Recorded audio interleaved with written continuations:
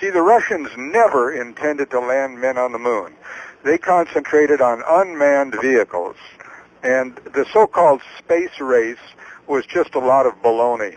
Well, Bill Kaysing, what I don't understand is if NASA realized they couldn't put a man on the moon in 1959, what about those astronauts that died in 1967 on the launch pad? Did NASA know that those guys were going to die on the launch pad? Were they sacrificed to make the space program more realistic? I would say you're pretty close to that. A fellow by the name of Gus Grissom was very disenchanted with the Apollo program. And he, on the day that he was burned to death, he hung a lemon on the command capsule to let people know what he thought of it. Prior to that, he made many trips to the Rocketdyne Downey plant to examine the equipment, and he realized it wasn't going to work. A few minutes before he was burned to death, he said, "Hey, you guys in the control center, get with it. You expect me to go to the moon, and you can't even maintain telephonic communications over 3 miles." But my theory about Gus Grissom was that he was about to blow the whistle on the entire project, and that he was murdered. Well, if they faked what was the intention of those astronauts? What Apollo mission was that? The ones that the guys died in? That was Apollo 1. That was Apollo 1 in 1967? Yes, that was Grissom and Chafee White, his two companions, were supposed to take off in the fall of 1967 and go to the moon. And what did NASA have for that? Like, what was going to be the plan? They were going to actually make it to the moon? That was actually a moon flight? No, not really. What did NASA have planned? If NASA was faking the whole moon program, what did the guys and the astronauts, what was going to happen to them? What was their mission? What was NASA trying to achieve there or prove to the public? Well, by simulating a trip to the moon, they could easily then justify the $30 billion that they spent. They intended to get Gus Grissom and Chafee White to actually lie about their trips to the moon, just like Armstrong and Aldrin and all the other astronauts have lied about their trips to the moon. I call all astronauts who allegedly landed on the moon bald-faced liars, and particularly Alan Shepard. Why is that? Well, Alan Shepard is one of these particularly obnoxious people. After Grissom was murdered, he refused to help Grissom's wife, Betty Grissom, get a settlement from NASA and from North American Aviation, which she held responsible. And Shepard didn't approve of this at all. He said that we should accept the deaths of astronauts, and you don't need any money. So, Bill Kaysing, are you saying, Bill Kaysing, author of We Never Went to the Moon, and we're speaking here to Bill Kaysing, author of We Never Went to the Moon, and there was nobody that ever landed on the moon, right, Bill? That is absolutely correct. I will stake my life on it, and I have many, many, many people who will support this view with technical information, including a man who was at the Goldstone tracking station during all of the Apollo flights, and he is absolutely convinced that they were faked. What exactly brought him to this decision? Well, he realized that all of the input to the Goldstone tracking station came from NASA in Washington. Well, that certainly made it convenient for them to fake any communications that they wished. In other words, they were not picking up data from Apollo on its way to or on the moon or on its way back.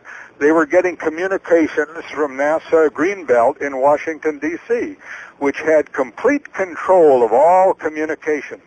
And at this point, I'd like to mention that Walter Cronkite was the father figure that NASA chose to essentially hype the whole project. Cronkite is a rather big liar. Well, he was in on the Kennedy thing, too, wasn't he? He was what? He was in on the Kennedy thing, Oh, too. yeah. He did. Recently, he did a film that completely disputed the truth about the Kennedy assassination.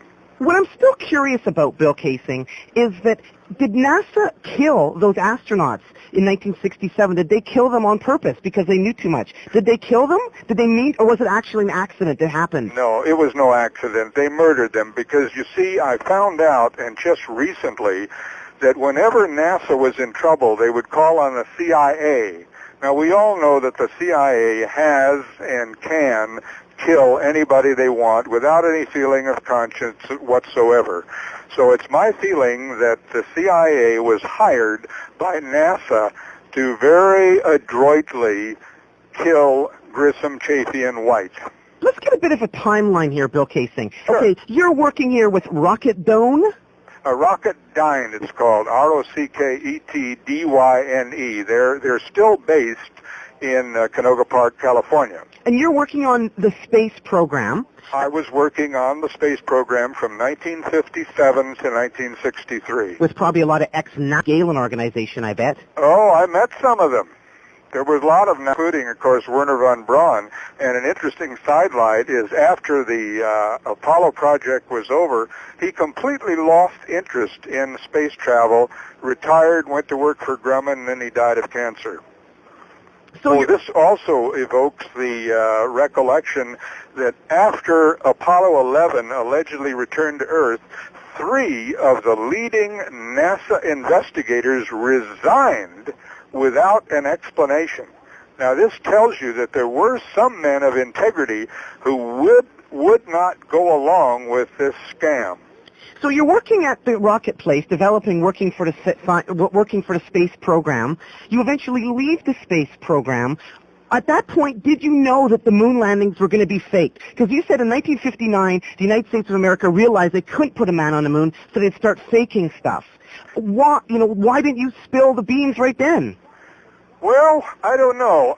What motivated me to spill the beans was a young man from Vietnam Wars by the name of John Grant, and he said that he was sent to Vietnam to kill people with no good reason. He also got a heroin habit, and he says, Bill, he says, what I want you to do is to blow the whistle on this rotten, corrupt government. He says, why don't you say something outrageous like we never went to the moon? So I attribute my interest in this project to John Grant. If the moon landings were faked, why did they continue faking the Apollo flights? Like in the movie Apollo 13, it points out that nobody really cared about, the space program at that point.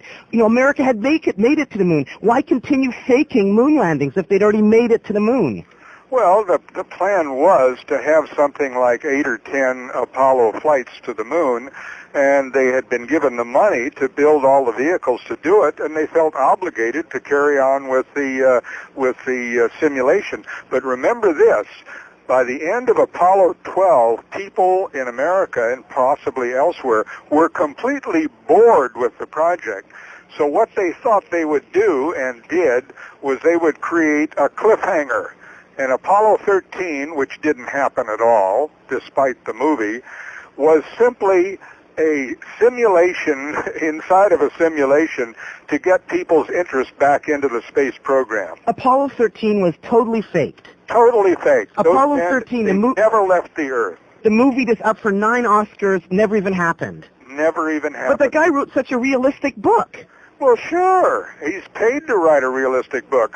Many of the Apollo astronauts have become multimillionaires. Where do you suppose all that money came from? Well, why do they keep faking the, Apollo flights? I still don't understand. Didn't the Soviet Union know it was faked? Why did they keep shut up if they knew it was faked? Well, because a lot of people would think they kept the moon race going to prove the United States was better than the Soviet Union. But if the Soviet Union knew, why did they let the United States get away with this? Well, I'll tell you, at the highest levels, there's a coalition between governments. In other words,